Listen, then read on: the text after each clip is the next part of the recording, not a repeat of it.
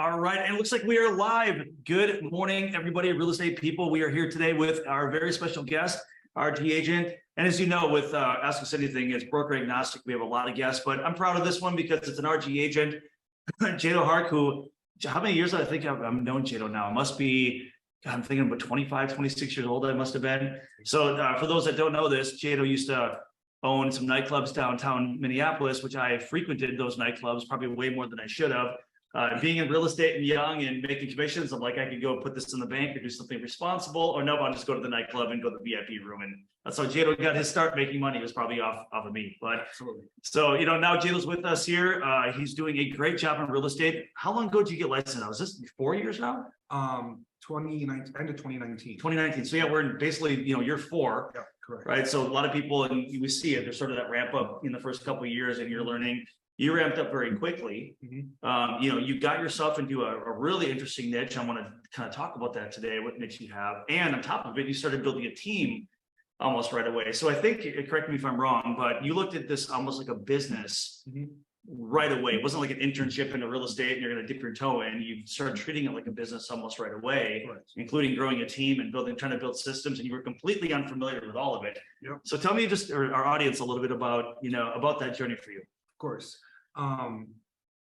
As far as real estate goes, when I first started, it was to me kind of like a side gig. I wanted to, I had other things going on. I've always enjoyed the business. I've always wanted to get into it. So start doing it on the side. And then I realized that, this is real. Like if you actually just off the few deals that I did right away, I'm like, this is definitely just a huge, business I can develop and, actually make it become like a main gig.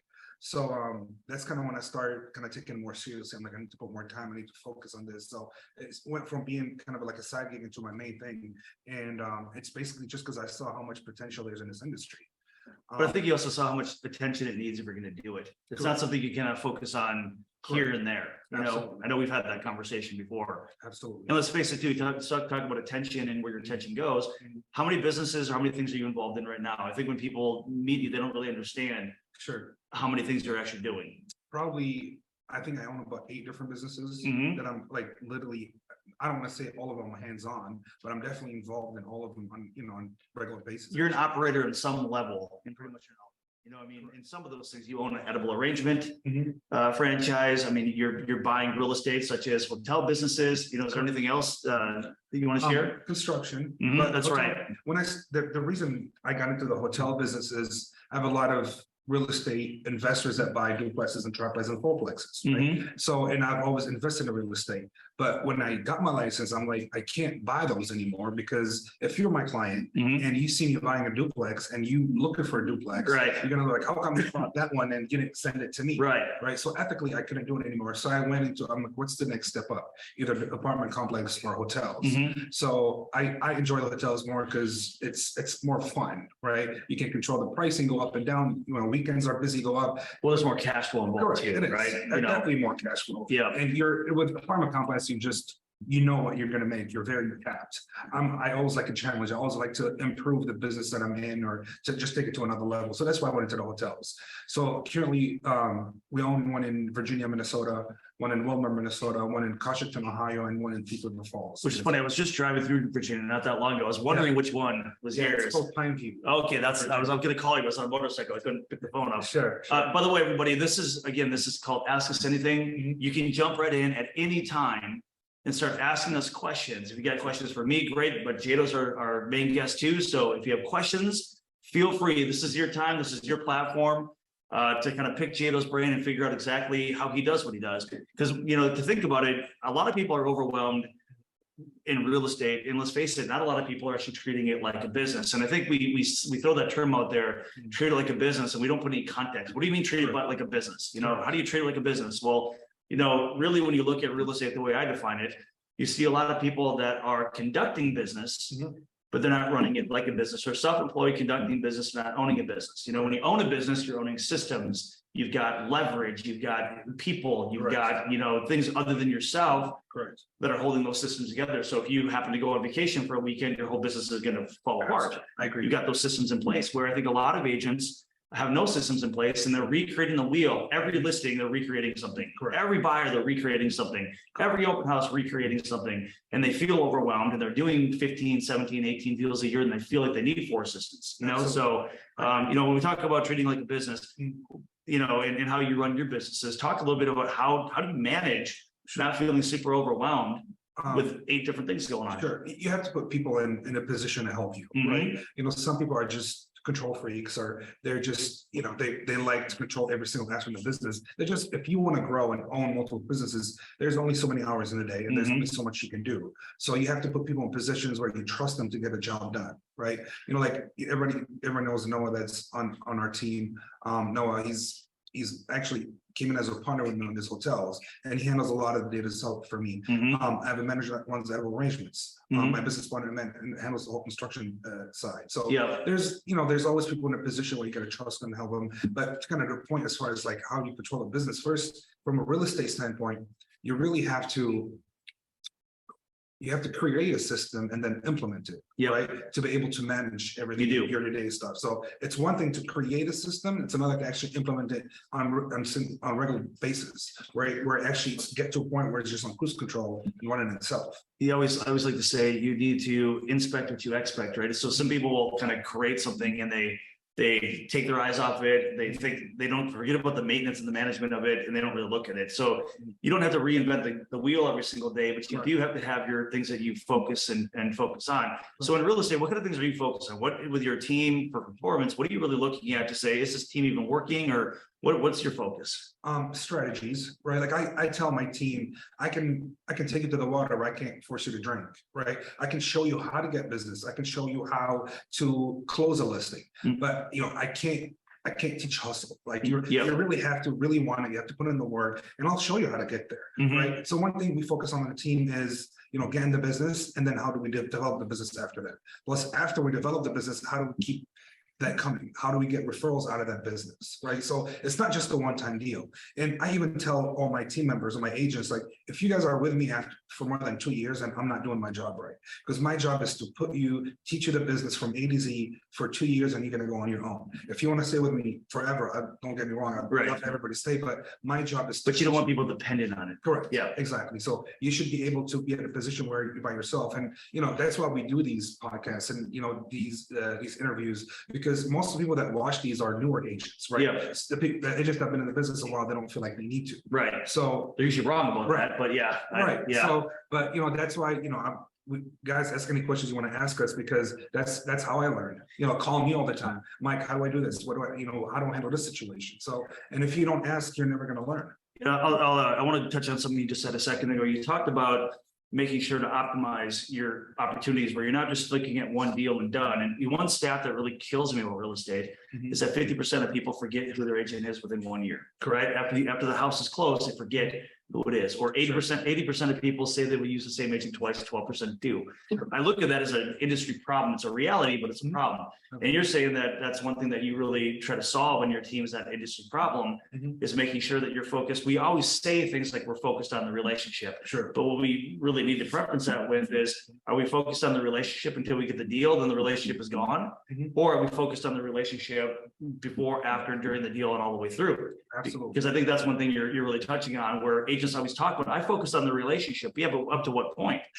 Once a deal's done, where's your focus? On to the next deal. I mean, how many, as one client, how many deals is an average client going to work with you on in his lifetime? Maybe 2, right? You know, but I will say this, though, the stat was, and this is probably 5 years ago, the last time I saw this, that one good relationship of yours will bring in about $108,000 over your career for repeat and referral business. Sure. I'm referring to, like, if you're my client. Yes. Like, how many houses are going to buy personally?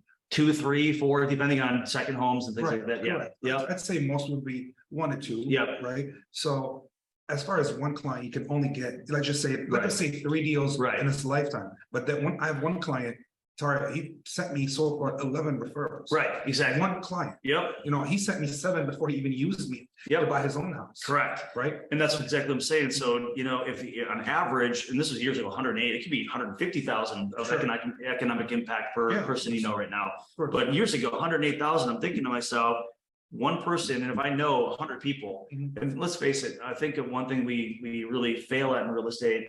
There's only so many relationships we can manage. Sure. So if we're trying to manage 500 relationships, we're going to manage them all poorly, right? Correct. So you might have to really focus on your top Sure. 50, 100 people and really focus. And if you don't have a good 50 or 100, maybe you have to go meet some new people, you know? Correct. But that economic impact, when each of those people are going to be bringing in $100,000 to $200,000 in your lifetime of economic impact, that's important. I agree. And just think like also a lot of I think part of the reason I would say I became successful is I always put myself in other people's shoes. Like I always like, how do I like to be treated? Right. I feel like a lot of agents don't use that strategy. Like, for example, everybody has bought a car. Yeah. Right. Imagine your car salesman and it's constantly checking on you. Yeah. Hey, I was, not talking about, hey, do you want to buy a car? Right. Just imagine your car salesman is constantly texting you. How you doing? How was your holiday? How's your family? Right. Yeah. You feel like you're more as your friend. Right. And then you feel entitled of working with them next time. So that's why I always try to tell like reach out to people, even though you have nothing to say, just say, hey, sending you some positive energy. I hope you have a wonderful weekend.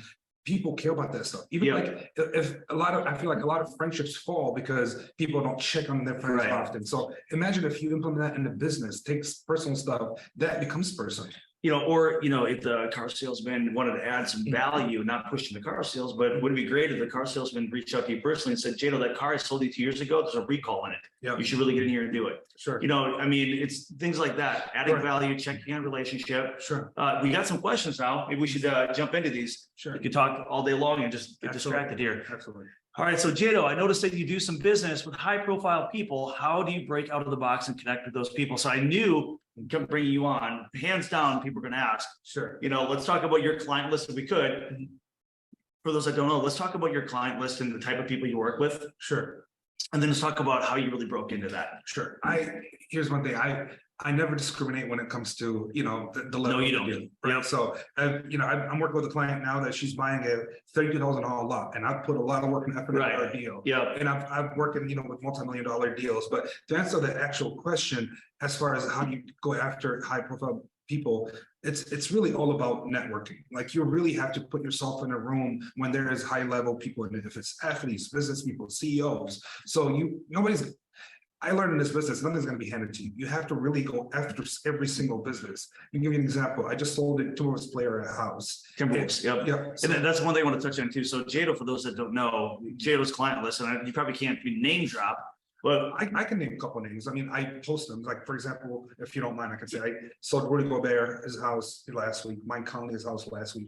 I'm currently working with Nas Reed. But for example, when I sold Rudy his house, I saw that Nas signed a 3 or $42 million contract. So I texted Rudy and said, hey, you might maybe, Nas is looking to buy a house. Would you mind doing the intro? Get me a text on him. 30 seconds later, I got a text from Rudy. Hey, Nas, this is my agent Jado. He negotiated one hell of a deal for my house. He sold, Conley's house too. He can help you buy a house. So we've been shopping with him the last 3 days. So again, if I didn't text Rudy, say, make that connection, if I didn't see that he signed a contract, I would have somebody who's looking for a $3 million house currently. Right. So, but again, so I feel like part of my, I got lucky originally because I came from the nightlife business where I had the relationship already with the athletes. So people shouldn't feel like, oh, how come, he didn't, I didn't. I would say luck played a little bit role, but I think my, character, my approach developed it a lot larger. So, and I started showing these athletes, hey, can you connect me? But also you have to make sure that you do a good job when so they actually can recommend you. Nobody's ever going to refer you if you didn't, knock it off the park for them. Because when they're spending $3, $4, $5 million with you, they expect you to get a $3, $4 million, service. Yes, of course. Right? So you have to, you can't even, I'm talking about approach, like certain language that you use, like I also, my agents when you showing these high-end homes, we don't call it the backyard, we call it the garden. Right. We don't call it the basement, we call it the lower level. Right. Like stuff like that, just, it makes a difference. It does. A lot of people don't notice it, but it does make a difference. Right? So, but what you just brought up too, let's face this. I just brought this up kind of in passing too, that you can't manage 1,000 relationships. So you got to covet those relationships. Who do I really focus on? There's the old saying, you are the economic sum of the 5 people you're closest to. Sure. Sometimes if you don't have that type of opportunity, you have to move yourself into a new network. That's where your focus has to be. You got to kind of let go of the old and really focus on the new, because you're talking about, well, you got to go out and network with you got to put yourself in the right rooms. Sure. And if you're not in the right rooms, you're not going to get the right business. And when you get in those right rooms, you've got to build your credibility. You've got to build trust. People got to know you, like you, trust you, feel like they can work with you, then refer you. And that's a process. That's a job into itself. Absolutely. It really is, right? So yes, you brought up that you had an in, you can call it an in with the nightclubs. You met some athletes that way, and now you're working with a lot of Timberwolves. And I think you just closed one with 4.2 or 4.3 on top of a 3.8 right after that. So you're doing these large deals for athletes, but you put yourself in the right room early on with it, and then you built your credibility in that room. I mean, if you were a screw up, I'm pretty sure they'd have been like, yeah, Jado's a great club owner and fun to hang out with, but I'm not going to give him my business. Absolutely. 100%. And again, like after you got to make sure you follow up and you go after the other business that comes from it as well. Because Mike, I'll be honest with you, guys, when I first got into this business, even when I took it really seriously, I never thought I would make, $250,000 in commission in a week. Yeah, you did that. That's still till this day. I never thought, I'm very confident. I know I was going to be successful in this business, and I say that in a humble way. I never thought this is real life, right? Like, and I tell my agents all the time. Like, I had a meeting with them, a couple of weeks ago, and I asked them, I said, how do you guys feel when you see me close $8 million in a month in sales? And I'm like, you're probably either happy for me, or they hate you secretly, right? Yeah. Or you're upset, right? And they said, no, we're happy for you. I said, I don't want you to be happy for me. I want you to be mad. I want you to be upset, and not because I didn't take this deal from your hand. I want you to be upset because you're not getting these deals on. That's how I got myself here. I told them the story. I remember I got my license like September of 2019. And the RG party was in St. Paul in December. And I was only in this 3 months, and I was watching people going up and getting their trophies, and I'm sitting there I'm getting mad, which is I've been in this 3 months, right? I have no reason to get mad. But I was literally getting irritated. And I promised myself in that party, I'm like, there's never going to be another event that I'm not going to get an award, and not because it looks good, it's because that shows achievement, that shows work, shows success. So I motivated myself by being upset at other agents for being successful.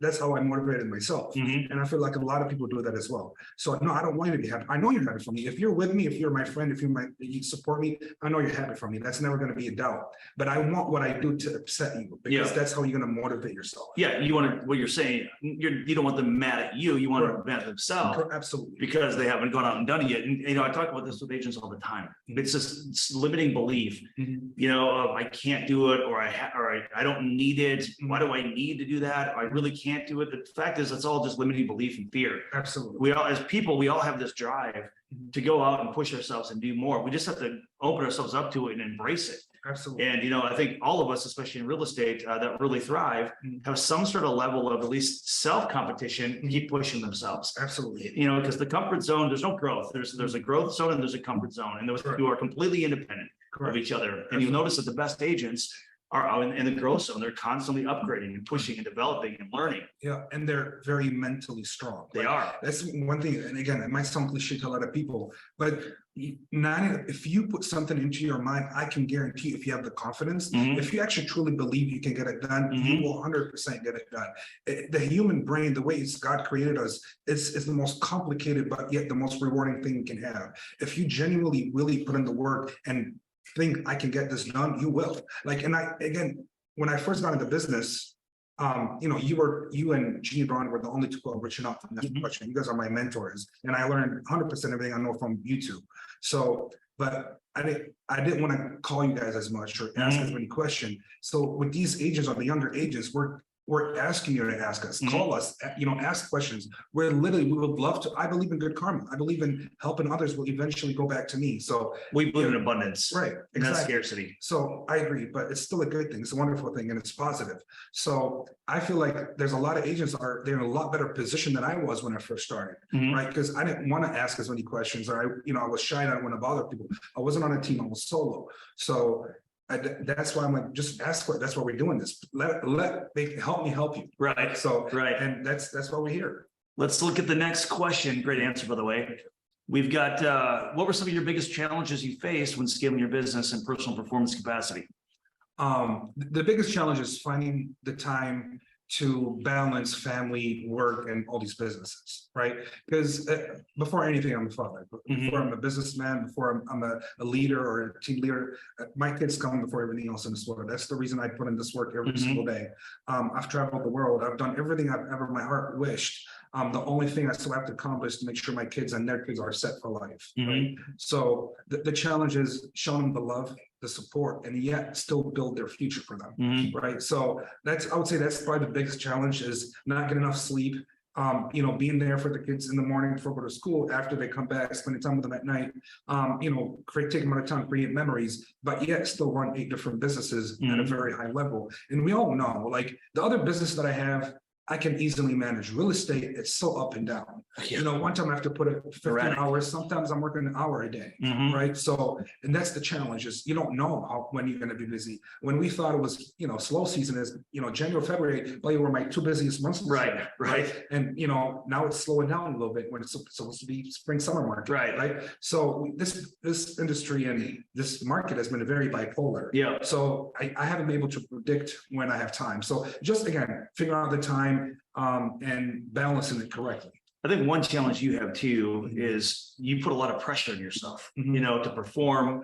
And as you said, you're putting pressure on yourself and your family's future. You put a lot on your shoulders. And when something doesn't work out, I've seen you do it. It's not easy for you to shake that. Like you really struggle sometimes with that. And I think that's part of high performers DNA. We don't we accept a failure as we're failing forward, moving forward, but we don't accept the setbacks suck. We hate it. Correct. I'm very, very, very hard on myself. Harder than I should be. And I know you are. I still can't control it, but I perform way better under pressure. You do. If I'm not under pressure and I'm not freaking out, I'm not doing as good of a job. And speaking of failure, that's one thing I always argue with my wife about. We'll never see eye and eye in is I always tell my kids, failure is not an option. Like I don't, and my mom was like, no, don't tell me it's okay to lose. It's of course if you're in a game or you're doing something and you lose it, I'm gonna come give you a hug. It's okay. But I'm never gonna want my kids to have the mentality or the attitude that it's okay to lose. Right? I want you to have the mentality that I always want to be a winner. Because when you start developing that mentality, it's okay to lose, and then you're finding excuses to lose. Right. When you don't think it's an option, and if it happens, we deal with it. That's what I think, or at least for me, that's what led me to be successful. And again, I want my kids to follow my footsteps. And that's what I try to teach them is what worked for me. Understood. Let's jump over to the next question. So how do you personally stay in front of people consistently? What systems do you use? I do use Follow Up Boss. Right. And thanks to you, because I did not. Which took a minute to get you in there. You were not a tech guy at all. Correct. I did not know how valuable, how profitable it is to use Follow Up Boss from different aspects of the business, not just following up with clients. So that's I give Mike because he was on my behind for a year, get on Follow Up Boss. I was arrogant, I was a little cocky, no, I didn't need it. Then I realized how it was amazing it is. So that's one thing. As far as putting staying in people's faces, I say this all the time, and I'm gonna keep saying it. Social media is the most important tool in our career. And we're talking about this before we went over here. There's certain agents, it's like a movie, right? It's like you play a role. There's a lot of agents that have created this character on social media that is not real in real life. Right. It's a real estate agent on social media. That's all they do. They breathe, eat, everything they do is social media. Because one thing I've learned, and I stand behind 100%. What we do, the way we show ourselves in social media is how people are going to look at us. If you act like you're the best agent in town, they're going to think you're the best agent in town, and you control that with 2 thumbs. Right. Literally on Instagram, on Facebook, you have to people want to see you busy, and that's the problem with newer agents is the reason they're not busy is people don't trust them yet. Right. They don't think they have the experience, which is true. So they don't want to work with them because they don't think they know what they're doing. Right. But when you're constantly showing on social media, you're doing showings. Like I always tell my agents, ride with me, do the showings, post it on social media. You're getting experience, you're learning, you're not faking it, even though it's not your deal, but you're still learning. Nobody knows that though. And quite frankly, the whole key is visibility is credibility. If you're not 100%. visible, Correct. or if you're in the sea of sameness, if you look like everybody else out there, Mhm. you don't stand out. Correct. You know, and look, you talk about social media being sort of this platform that people, it's almost like theater, right? Correct. Well, look at House Hunters. Is that not theater? It is. And look at the ratings on that. Look at Flip or Flop. Look at all the real estate shows you watch on TV. Sure. Not one of them's real, Correct. but they bring in ratings. They bring in Absolutely. credibility, right? Absolutely. How many people have you met that go, I'm gonna look at 3 houses, find one, get an incredible deal, flip it for $30,000 and become a millionaire? Well, I saw it on HGTV, right? Sure. But you can create that own thing with your own social media. Correct. And the agents that do it, some people are really naturally, let's call it what it is. Some people are just gifted that way mentally. They're Correct. gifted, they're out there and they get it and they understand it, Mhm. their struggle. Mhm. But, and you're right, the beauty of it, it's so free. Correct. Free. And we're not talking social media advertising, paid advertising. We're talking organic marketing Correct. that creates reach, credibility, and business because people want to work with people that they're excited and that they Mhm. gain their attention. Like if you got my attention in this world that my attention's so spread, but now I'm paying attention to you. Yeah, now I want to work with you. Correct. You know? Absolutely. And again, that's why I post the closings. Not Mhm. because I want to show off, like, look at me, making money. It's because I want people to see that other people are trusting me. So you should do the same thing. Mhm. That's the whole idea of it. And the more you do, the more they want to use you. Yeah. For example, I just posted, a picture with my comment from the rose, and I waited like a week because I was really playing with the idea if I should post it or not. But, the way I looked at it, I'm like, if somebody who's, make 25 million a year is trusting me, why shouldn't somebody else do it? Correct. That was Yeah. the concept of posting it. Yeah. And, they're very thankful. I think I did a wonderful job working with those guys. So, that's why I wanted to show it off. Like, I put in the work, I earned it and I closed it. So, and it wasn't like, just look at me, I made 100K off this deal, but it was, look at me, this guy trusted me, right? And, he's lived in Cleveland and Memphis and Utah. He's bought houses everywhere. So he knows the business. Yeah. And he would have never gone through with me if anything, I was able to handle the job. No doubt. So, We got to get a few more questions in here. Yeah. Let's see if we can get a few more questions. And we'll see. We'll wait for a second for people to ask. But in the meantime, I got a question for you, Jado. Sure. So, about social media. Mhm. And as I mentioned, some people get on social media, they post inconsistently. They do post things that are not that interesting. They don't post it like kind of the right stuff. But other agents, and you've got one on your team, Daniela Thomas, said give her probably the she's got like a natural gift for it. sure. But what kind of advice of things to post? Like, what would you say if you're struggling with it? If you need a readjustment in mindset, what kind of things should they post? Sure. I would always advise you to post as much as possible. That's first of all. I think you should find your niche as far as like, what you should be posting. Yeah, Just copying somebody else what they're posting doesn't necessarily mean it's going to work for you. correct.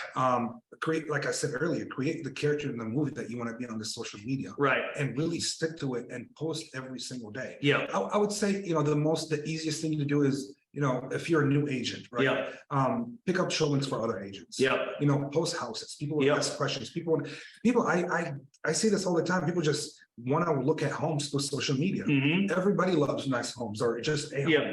So, and again, this interaction is, and it's building this idea. If you want to talk real estate, if you have anything to do with real estate, I'm your guy. I think people overthink posting too. Mhm. I've seen people like try to make one post for like an hour and they keep on re-editing and trying to make it look perfect. Like, I think you just got to get it out there, Correct. and just keep tweaking things as you go. As something performs Correct. lower, change it next time. But Correct. quite frankly, I think there's a credibility that happens when you look like you're busy in the business. Mhm. And if you don't have a listing, if there's probably people in your office that are fine with you advertising, Yeah. check into it. If you don't have an open house, go do one, Mhm. do some Facebook lives, Yeah. post, even if it's not your listing, it doesn't have to be. Correct. Like constantly be posting, Mhm. constantly be talking, giving real estate advice, market updates. Mhm. There's a million things you can do in order to kind of boost your own credibility. Because as you said, especially if you're either newer or slower, if you're slower, if you're existing and experienced, but you're not doing much business, Mhm. you can gain more traction by doing the same thing, same routine. Correct. Let's see, we got another question. Let's see. Jada, do you have a social mentor? Have you done any social media training? Mhm.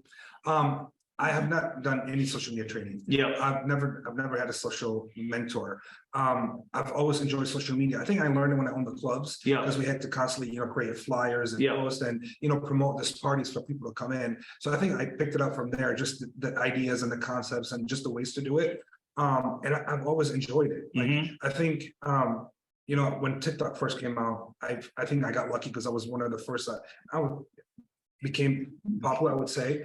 I just started posting consistently because at the time when first TikTok came out, not a lot of people were on it, right? So you weren't getting, if you were posting a lot, you were being seen a lot because there was 10,000 users, and now there's billions, right? So, but I started kind of like what you said earlier, post, oh, did this work for me? I should stick to it. The algorithm likes this, I'm gonna stick to it, right? And you need to really figure that out. You got to figure out what your algorithm is. You got to figure out what your followers like, what they don't like. You got to just keep playing with it. I said you don't have to overthink it. Just keep messing with it and tweak as you go. Right. And I think with TikTok, if I remember it, how many followers again did you have in your max? I think right now was like almost 700,000. 700,000 followers, right? Yep. And some of your views, was it 400, 500,000 views or more? If I remember right. The most I was 28 million. 20. Oh, that's I was a little low on that. All right. 21 million and 28 million. But but again, it's algorithm. I kind of figured out what my clients or followers like to watch. And like, for example, like Brandon Lee, one of my top agents on our team, he used to always send me like, what do you think? He would send me the posting, which was on social media. If it's a video or just a status, like, what do you think of this? And I would send him some, just like, maybe you should change this or that. But also like, just be yourself, sound like you. Right. If it doesn't work, change it up. So I now, he hasn't sent me one in 6 months. So he figured it out on his own. So, or figured out what works for him. And everybody should do the same thing. Don't be scared. Post what you want. I agree. And like I said, you can mix, I think mixing up the content too. You should be focusing on some real estate content, probably quite a bit. Focusing on some personal content, be interesting, post pictures with interesting people, tell interesting stories. I mean, just keep on trying different things and don't limit yourself. Because like I said, I watch people, trying to find the perfect picture of themselves and trying to find the perfect words. And they actually, it can become such a pain point trying to post something. They just don't do it. You have to get away from that. They start stressing about it. Like, oh, I don't want to deal with it. So All right. Since we don't have any other, there's one more. There is secret sauce for elite agencies. Oh, yeah, I missed that one. All right. What is the secret sauce for elite agency producing rookies of the year? And that is from somebody that wants to be the producing agent rookie of the year, Brandon Lee. Who was last year. So I was 3 years ago, then it was Danella, then it was Brandon. So we've gone 3 in a row.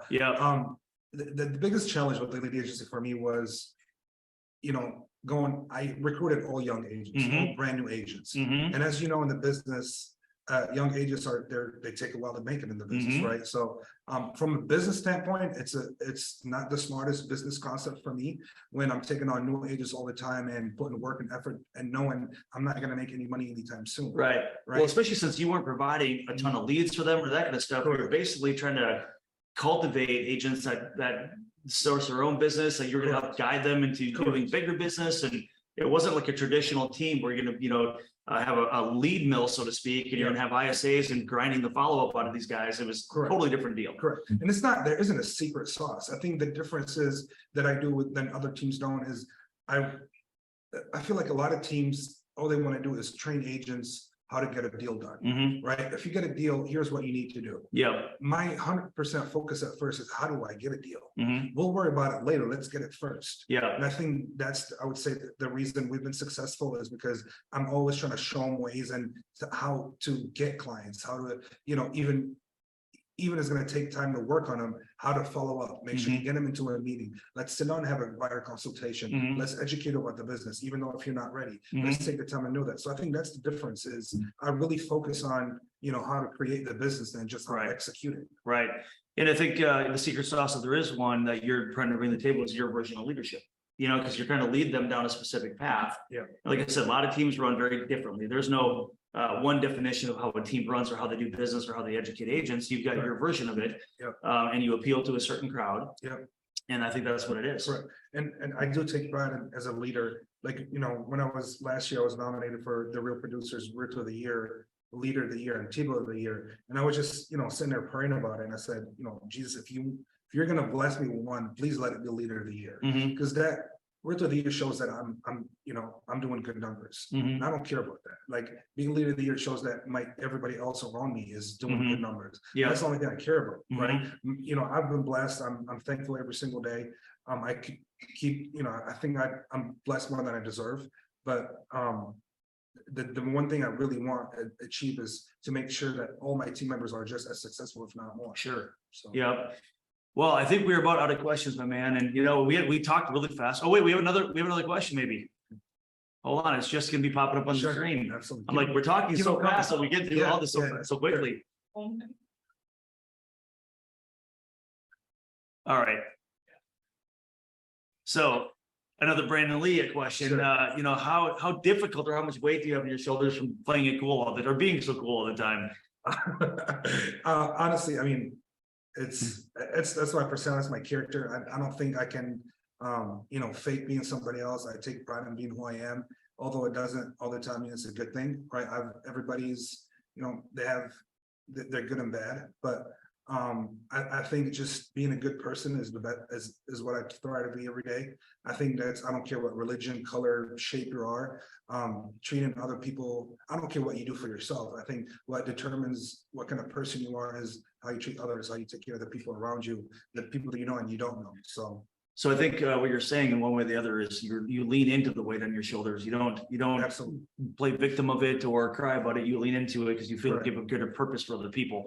Yep. And then how do I become you in the future? Now, of course, I don't think they're going to go out and open a nightclub and follow the exact same footprints, but Sure. how does somebody really follow in your footprints?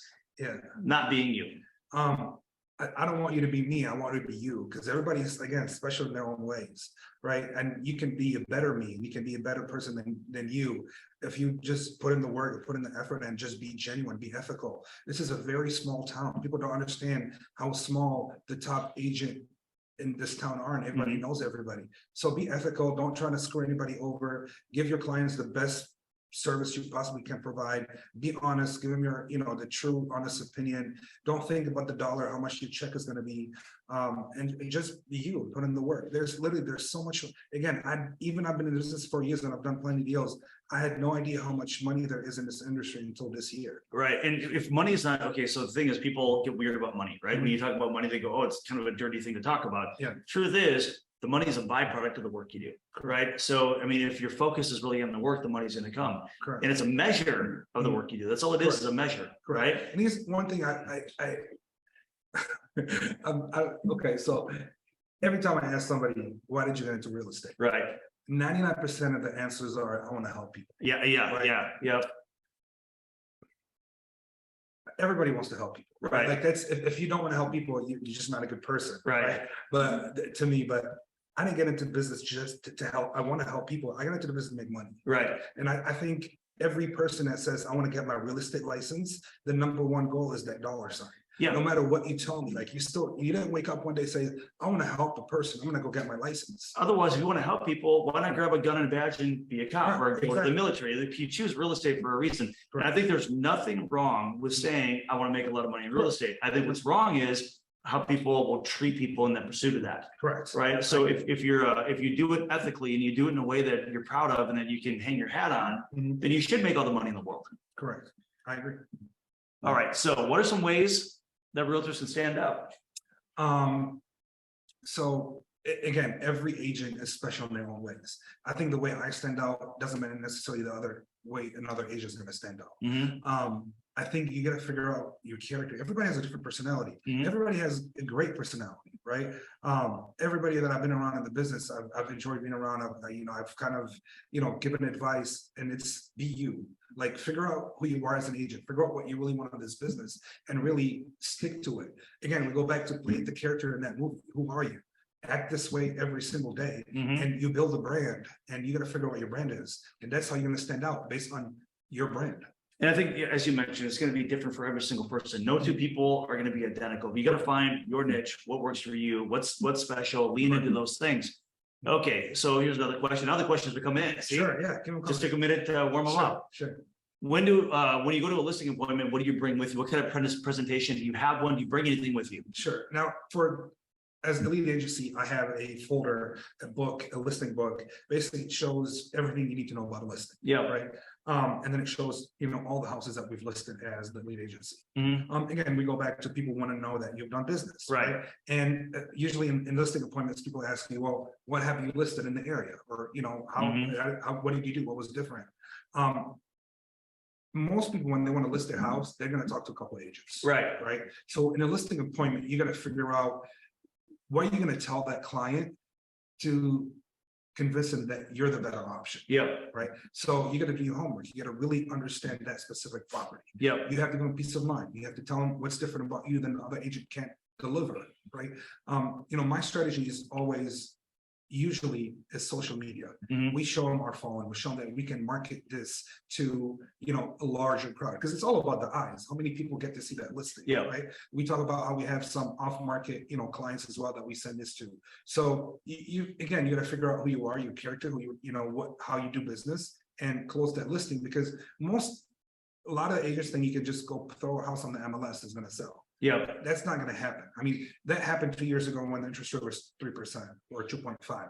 Now that's not happening anymore. Not the same way. No. So you got to figure out your staging. You have to educate the clients. This might need work. The house might need some work. This is the important stuff. We don't want you to come out a lot of money out of pocket, but this is a must do for us to be able to sell the house. Right. So you have to go. I go through a whole checklist. Right. What sells a house? And again, guys, if any of you young agents, if you guys have any questions, if you have any listing appointments, reach out. I'll go with you to a listing appointment. I'll prepare you. Like, I'm willing to help for free, right? And if obviously Realty Group, we're one big family, we support each other, we help each other. So if you guys have any questions, reach out anytime. I answer everybody. So, and again, it's all about studying, to go back to the question, studying the market, studying the actual listing, studying the area, going through every aspect of that listing, and just knocking that listing appointment out the park. One question I'll follow up with that too, because when you're bringing a presentation, personally, I find sometimes it's appropriate to go through the presentation, depending who you're dealing with. And other times they don't want to even look at that. They really want to know you. They really want to know, are you asking questions? If you're asking questions about what their needs are, if you're identifying what their challenges are, if you're really talking to them and listening, there's times you don't even need to go for the presentation. Correct. Other times, depending on what they're looking for and asking for, they want to see your approach, right? Correct. So you're not forcing the presentation on every person. You're kind of feeling it out, I'm guessing. Most of the time I'm interviewing the homeowner. Yeah. Yep. Exactly. Yep. Exactly. Because you want to learn. Correct. And then you're interjecting relevant points. You're not just talking at them. You're saying the things that are relevant. I'm going to give you an example that just happened this past weekend. I had a client. Her name is Megan. Her boyfriend is a good friend of mine. He says, I've sold him a couple of houses. She says, hey, my girlfriend wants to sell her town on Prior Lake. Can you come check it out? Went out to that. I looked at it. I told her, I think we should list it at 250. Right.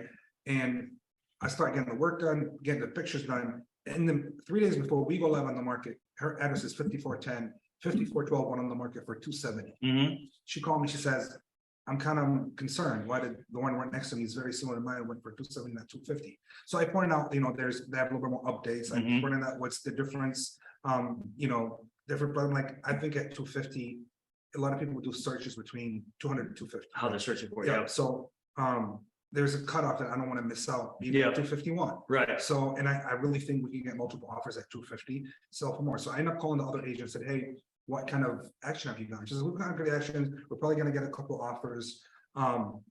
So they end up getting an offer at 276, 270. Our offer is at 285, no inspection, no closing costs. Right, right. So, and I called them, like, I told you to trust me, and thank you for trusting me. I got you literally $9,000 more than your next favorite, and they listed for $20,000 more than us. It's the same reason when people would still put like a 249.9 price. It's like if you bump it to 250, you're catching that whole 250 to 300, right? So I don't believe in 99. Yeah, me neither. I'm terrible idea. I'm not a fan of that. Yeah, because what if you saw that 250? Right. Search. You're you're cutting off that search. Correct. Yep. All right. So, what systems or checklists that you teach? What do you have? Systems and checklists that you teach and share with your team that they use for each transaction to keep each transaction on track. So, any transaction tracking stuff that you're doing, which you're mostly using a TC too, though. Correct. Right? Yeah. We have a TC. She's phenomenal.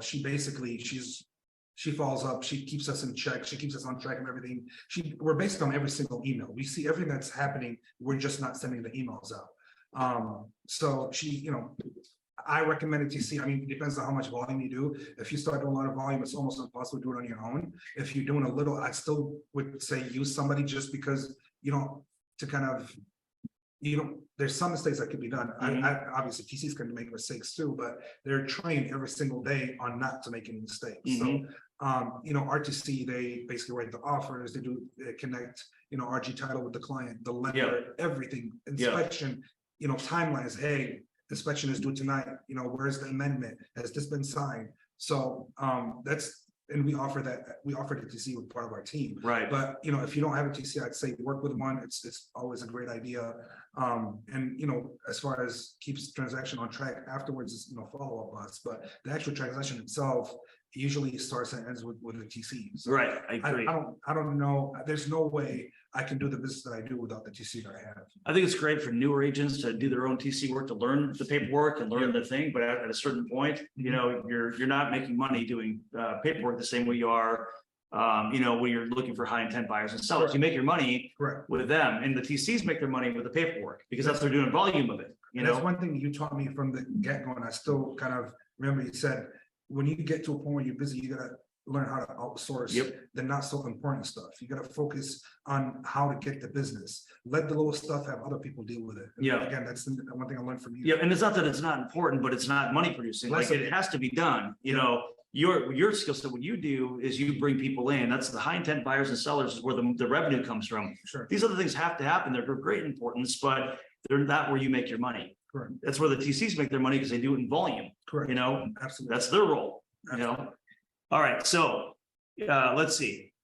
All right. Since you're making money like you are, I mean, you were talking about, about $250,000 in a week's time with 2 closings. That was incredible, by the way. And that's not you've been making really good money with the luxury market. You've been doing, 30 plus 40 deals a year. And a lot of them are these bigger deals. Sure. What are you investing? What's your investment for the future? Are you using financial planner? Like, how are you leveraging this money? Now we know you're doing things like buying hotels and doing things of that nature. And you probably still had money that you had invested from the past doing other business ventures. But, when you're making money, one thing, this is a passion point of mine with real estate people, because I watch people making hundreds of thousands of dollars a year living commission check to commission check. Correct. So it's a really important topic that we really need to talk about in the industry. I don't believe putting money in banks. You probably, whoever asks the question probably has more money in the bank account than I do. I'm always dumping it elsewhere. Yeah. First, cash flow doesn't get taxed. Right. So I'd rather invest it than, give it to the government. Right. So I said that's legal thing to do. It's the right way to, reinvest your money. So I'm always putting in different businesses. Yep. And it takes guts, right? To just take money and dump, knowing that you have it. Are you going to put in another business to make more? Maybe it will, maybe not, right? I'm just, it's always been my mentality is I feel like, I can make most businesses work. So I'm going to take this money and put it somewhere else and have it make more. Because my goal in life is to be 60, 65, on a beach somewhere with my kids around me and my grandkids, right? And I don't want to have to put in the work that I do now. Right. So that's my mentality. And that's my always been my end goal is to make sure my kids, I don't want my kids to feel like, daddy got us, right? But I want to make sure that I got them, right? So I teach them, education is very important. You need to go to school. You need to get your degree in whatever you want to do. I think it just, I think education is important to day-to-day stuff. And, and how much you want to bet they're going into real estate? For sure. Oh, my younger daughter knows everything. My older daughter knows everything about real estate. And I 100% encourage her, but I tell her, you do whatever you want to do and I have your back. So whatever industry you want to go into and I support you, but I'm never going to tell her, oh, I've made a lot of money. Right. You're set. Right. So I have a fund for each one of my daughter that they don't know about. Every part of my check goes into one of each of the funds. So I have the system figured out. 10% every deal goes to each one of my daughters. And then I have another 30% that goes into a new business. I save 10% of it. So just a strategy that I've developed on my own without a planner. But to be clear, you're investing in businesses that you have ownership of. You're not investing, or that you're you having majority ownership of, or at least you're an operator of. You're not just investing into other people's businesses. No, my own business. Yeah. And if you did invest with partners, you buy some ownership of that business. You're buying, you're buying a certain amount of shares, and you're having some sort of influence in that business. You're not just giving money over as a silent partner. Correct. Right. So I want to be clear on that too. Absolutely. Yeah. Again, what we talked about earlier, when I'm investing the most of my money is hotels. Yeah. Right. Again, I don't think that business is going anywhere. And it makes money. And you make money right away. Yeah. And I really go after the steals, the good deals. Yeah. Right. Every day I'm checking what's out there, what's coming, what's the cash flow, how much is the business netting a year, and how much am I paying for it, and how much, if I don't improve this business by $1, how much is it going to take me to make my money back? Yeah. How much am I making after that? I love looking at investing in businesses. I love looking at flipping businesses. I love looking at buying businesses that are already cash positive or going in and redoing some system to make them cash positive. Right. I should end up doing an interview with you one of these days on just how you're vetting and finding and purchasing hotels. I mean, people buy car washes, laundry mats, all kinds of things that are easy, very low maintenance. Hotels to me is, great because almost every single one of them you're buying positive cash flow, all right. So last question. Are we hosting any client events? If so, what are you doing? Prior to COVID, that's one thing I really focused on is doing these events, even not huge events, but get-togethers, inviting certain clientele. I'll do one for like my attorneys or doctors, just people that would even put you in a position where you can meet other successful people. That's one thing we're talking about the Mental Business Partner about going back into throwing these events. But even if I'm not at an event, go on Facebook. There's a lot of different Facebook groups that do networking events. I tell them, look at those, go there, network, get to know people. Those are the other people too. They could be looking, or they could be just there having a good time or hanging out. Don't pass out your business cards, spark conversations. You have no idea who you're talking to. Right? So again, just go out and talk and network. I want to point this out too as we're wrapping up here. That if in case you guys are missing this, really Jado operates beyond a sphere of influence relationship agent. He's really an upgrade of that to a true networking agent. Like if you really listen to what Jado is talking about, he's a networker at a high level. Yes, he's a social media marketer, but he's a networker, and those two things together play very well together. So I want you guys to hear that when you're listening, because we all get business different ways. Some people are doing open houses. Some people are doing, physicals expired. Some people have worked with their close friends and family. Jado's a networker, and he continues to upgrade that network, and that in the rooms he finds himself into, and the networks he finds himself into, produce that end result, that outcome. Correct. So this is what I've talked about this with a lot of agents. A lot of people can't, or they don't feel they can do it. I don't know anybody that's powerful people that way. Well, you got to get out and meet them. You got to get out and actually go and do it.